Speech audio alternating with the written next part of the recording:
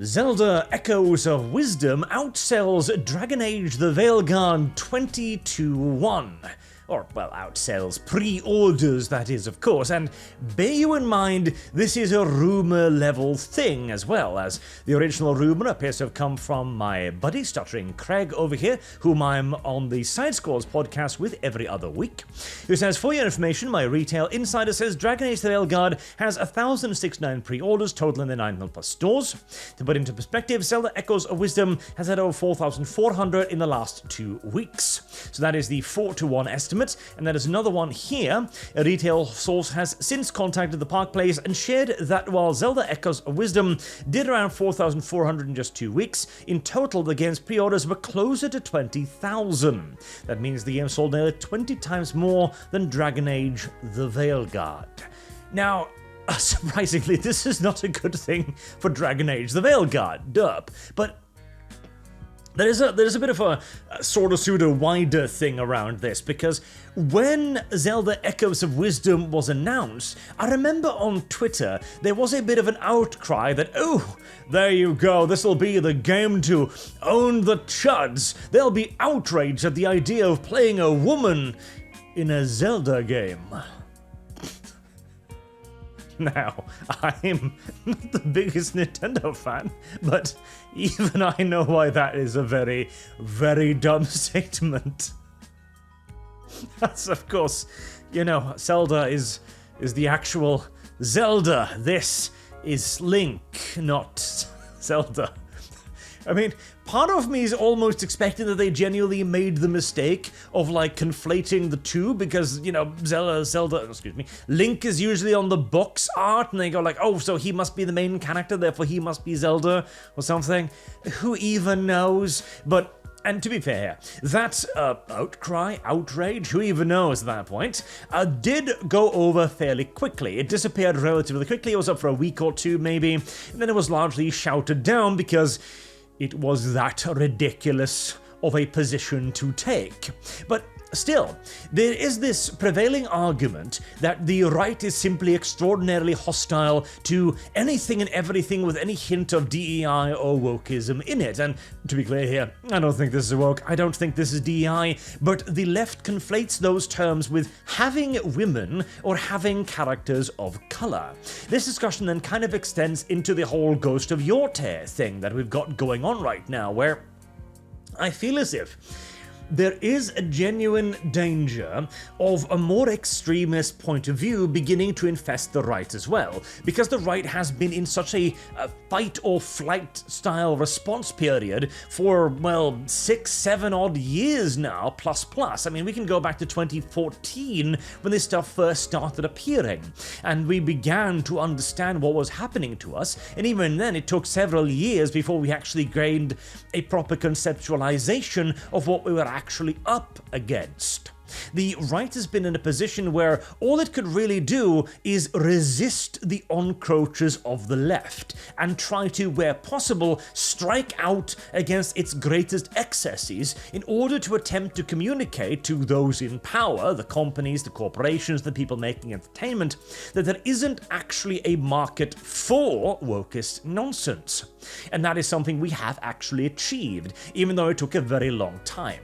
Now, however, we need to begin transitioning over into a position of, well, cultural power, because that is the position we will be assuming within the next 5 years. In fact, we've already begun the journey there. We are in the ascendancy, and make no doubt about it. The left knows it, we should know it, and that also means that we need to begin re-evaluating some of our usual habits. Now, in the case of a game like Zelda, there was never any Chud outrage to begin with, because it's goddamn Zelda, goddamn it. She being in a video game in, well, a series that has always been quite heavily focused around her, makes a lot of sense. Duh. But then there are also like the flip side, because you've got Assassin's Creed Shadow, had only about 7% the pre-order numbers of Valhalla during the same time period. And this is an example of us going, yep, I'm smelling weakness here. I think this is something I can use to send a message to Ubisoft, a company that is already flagging after failures like Star Wars Outlaws, another title and entire franchise really that has been rocked by our displeasure, and of course the cataclysmic failure of Skull and Bones as well. But simply having Yasuke in a game does not necessarily make it woke.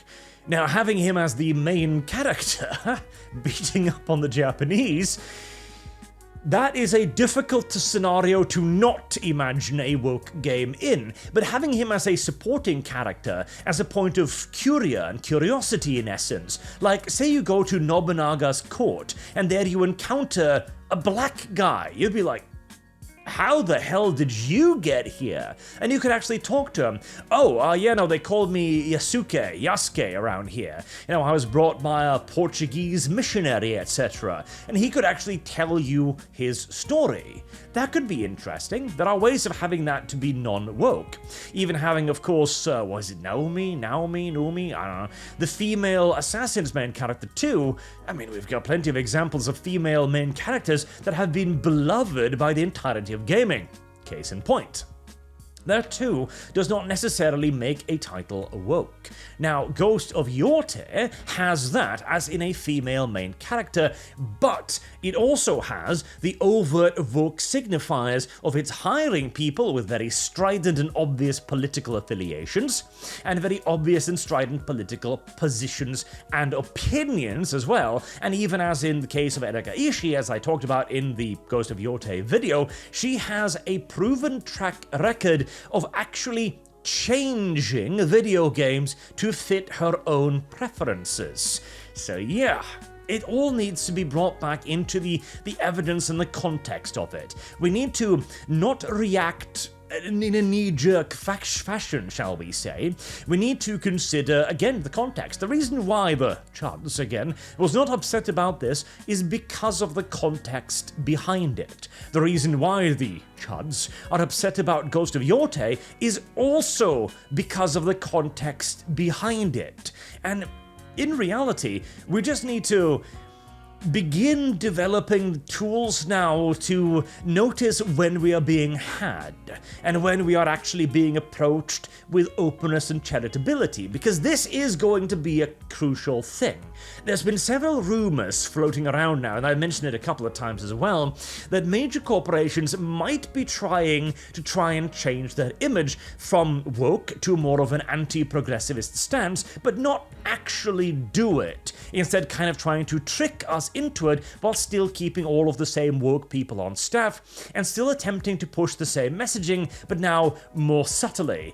Now, I don't really know if the word subtle is still in the progressive playbook, so I'd like to see them try, but still, there is a potential there of a infiltration product that signals to the right in every way that is correct, and then the game actually drops. It receives enormous pre-orders as it played by dozens. The 2 hours expire, so the sale is now permanent on Steam, and 6 hours in, the main character is replaced by a disabled trans lesbian black woman.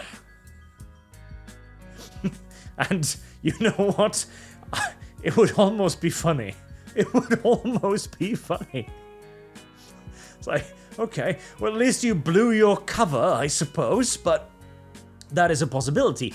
And additionally, there is also the possibility that we might get a piece of entertainment that genuinely does attempt to not be woke, who actually genuinely attempts to give us what we ask. And if we reject that project out of hand, well, there is a danger that the rest of the entertainment industry might take that as the wrong sign.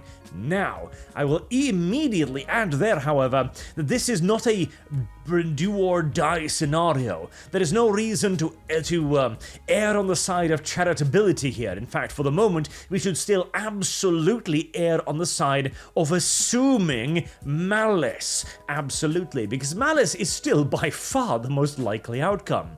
And we can afford a lot of sacrificial sheeps, okay? The left's strategy has been bombing for a decade, and they were still in institutional power, and still are in institutional power to this day. This is not a question of one flop. We shouldn't be like, oh, you know, we didn't all watch X-Men 97, for example, and therefore we're doomed for all eternity. No, of course not. Even if one chooses to simply boycott Ghost of Yorte out of principle right now, and take a stance against the usage of actively political individuals within the game's development, fair. Let's say the game comes out. Let's say it's not woke at all, and let's say that it's actually a great game. Okay? Well, in that case, we can simply reevaluate our position 2 weeks down the line, and nothing of value will have been lost in that case. Whereas, if it does come out and does turn out to be woke, well, honestly, leading a campaign against it early has many advantages. Like, we gotta basically adopt the mindset now that we are no longer playing defense. We are very much so on the offense. We can afford to claim things. We can afford even to do what the left has done so effectively. Even if Ghost of Yorte is woke, let's assume that the main character is woke, for example. We could claim it regardless. We can now begin to take over pieces of media by claiming it is ours, by making the argument. That is exactly what the left has been doing. The left has claimed everything short of Starship Troopers by looking at minute elements of them, like Star Wars, for example. Well, you're fighting against an evil empire as the rebels, and we're clearly the rebels, thus Star Wars is left-wing.